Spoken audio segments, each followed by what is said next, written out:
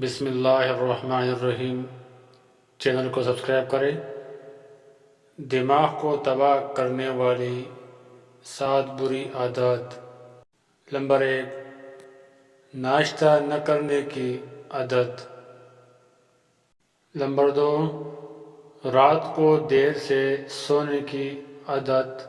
Number 3، صبح اٹھنے کی بجائے دیر تک سوتے رہنا۔ نمبر 4، بہت زیادہ میٹھا کھانے کی عادت۔ نمبر 5، کھانا کھاتے وقت ٹی وی دیکھنا یا کمپیوٹر یا سیل فون کا استعمال کرنا۔ نمبر 6، سوتے وقت سر پر کیپ رکھنا یا پاؤں میں جراب پہننا۔ نمبر 7، بلا وجہ دیر تک پیشاب کو روک کے رکھنا۔